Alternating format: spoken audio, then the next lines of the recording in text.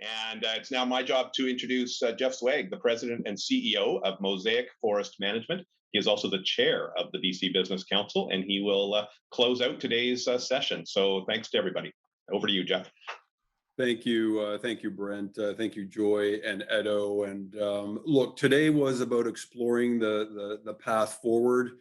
Recall that we started with Jill Schnarr, with Rada moderating, and we talked about how ESG at TELUS and elsewhere needs to be pervasive in everything you do. And we talked about the brand promise, from your social purpose to your employee value proposition. And actually, that was a theme that echoed throughout the panels today. It was interesting to hear TELUS talk about the role that the private sector can play, both in addressing social issues, both from healthcare and caring for the environment, all the way through to and including equity and inclusion. And you heard this again throughout the panels, Joy talking about it towards the end.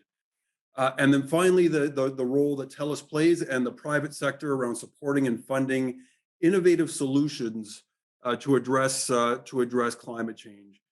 And so if you just wrapped it up around what we heard from TELUS, and again, most of the themes being echoed throughout the day, ESG can and is a source of competitive advantage, both in terms of consumer demand, but also to investors and ultimately to employee engagement. And that translates to talent attraction and retention. And then we moved on to the panel with Kwong, Jerry, and Bill talking about the innovation in ESG. And it was interesting to hear them talk and interact with one another, and ultimately the most powerful solutions coming together when the private sector, the government, and the other institutions, including academia, collaborate. And it was interesting to hear it, and I think it's absolutely true. The challenge around climate change is so significant that the solution ultimately requires major innovation. Obviously, the status quo isn't going to get us there, and we need to figure out how we're going to move forward in a way that's actually going to provide solutions. And that isn't one individual company. It's all pillars in society working together.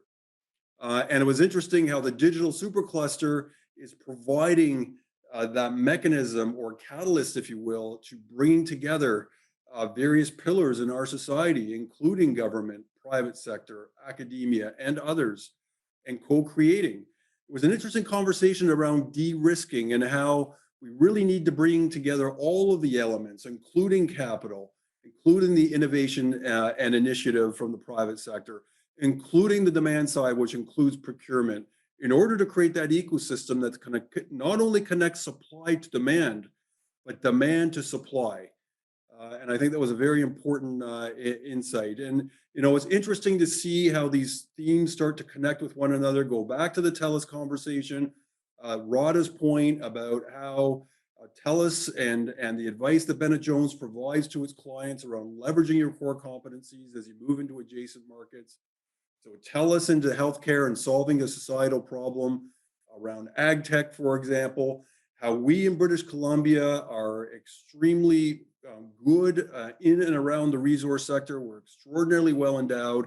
And of course, we require significant investment in technology in order not only to become more productive, but also to address climate change, and how that might provide the platform and the ecosystem that in turn allows us to commercialize clean tech solutions that actually are working on the ground with the resource sector. Moving on to the last panel around talent. And to make a trite comment here, it always comes down to people and talent.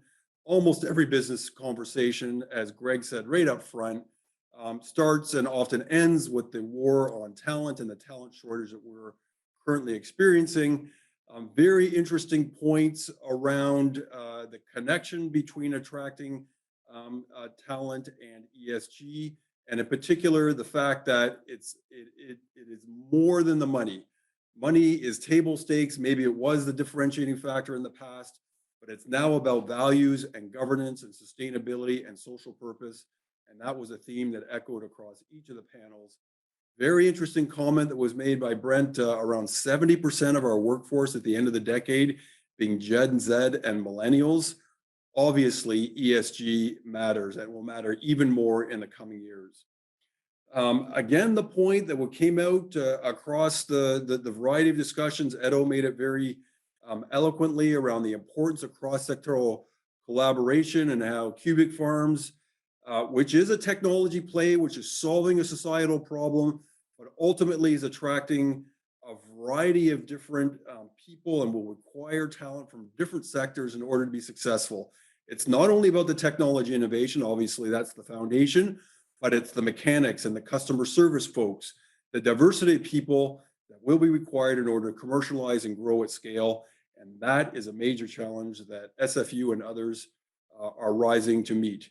And of course, the conversation included where is this talent going to come from?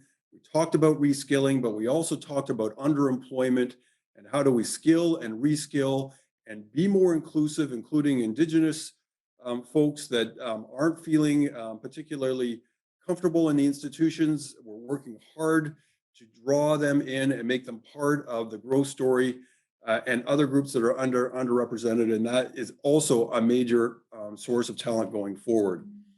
So that, folks, concludes our series, number 5 of a 5-part series. Remember, we kicked it off in May by underscoring the urgency of addressing climate change with Nigel Topping, UK's climate action champion. We then canvassed multiple themes ranging from investor expectations. Remember, we have BlackRock, the largest asset manager in the world, together with BCI and CPP. BCI, of course, being the largest fund manager in British Columbia. Together, they manage over $10 trillion, right? So 5 times the size of Canada's economy. They really helped us set the stage around what's important around ESG. And then we progressed to discussions around how companies are embedding climate change objectives into their strategies and how folks are working with Indigenous leaders and communities and other stakeholders. Remember our discussions with Teck and Shell and global container terminals, and of course, TELUS today, among many others. We talked about the importance of carbon reduction throughout the supply chain and how interconnected our efforts are. Remember the conversation with Air Canada and YVR and Canfor with its biofuel startup, and again, adjacent and absolutely symbiotic with the traditional forest sector and the pulp and paper products that Canfor produces, in addition, of course, to lumber and other wood products.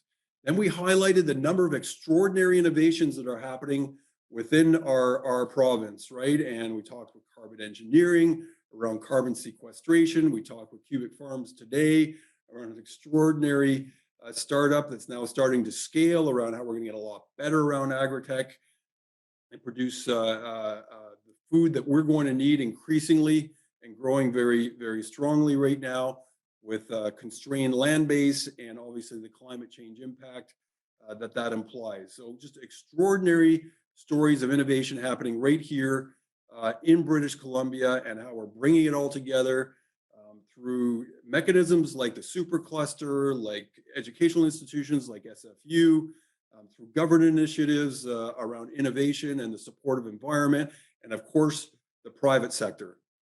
And I would be remiss if I didn't mention the whole thread around BC's low carbon advantage, right? You heard it a number of times over the course of the 5 sessions. We have an extremely strong foundation, an economic foundation and national resources, and it is globally competitive, not only as a result of the products that we produce, but actually the carbon footprint, which typically is 50% or less of the products being produced by our global competitors. How do we leverage that? How do we stand strongly behind our resource sector and be able to export those products into the world, therefore not only lowering British Columbia's footprint, but also the world's global carbon footprint by displacing higher carbon sources? We can make a difference. Finally, we ended the discussion today on the path forward and the key insights that I've just described. And I will conclude there, just given our time. I want to thank once again Bennett Jones and the 20 other sponsors that made this series possible. And of course, a special shout out to Cheryl Maitland-Muir, whose last email was close to midnight last night to me, and the entire BCBC team under Greg Davignon's superb leadership. What we heard report will be produced in the coming weeks. And there are so many topics and so little time. I just want to signal that there's going to be a number of fora going forward for BCBC members to continue to share their best practices with one another to help collectively lift our game. And we will convene that targeted series of roundtables for BCBC members shortly. And with that, folks, thank you once again for all of your support and excellent set of discussions. It's truly been a privilege to wrap it up, and I wish you a very safe day. Thank you.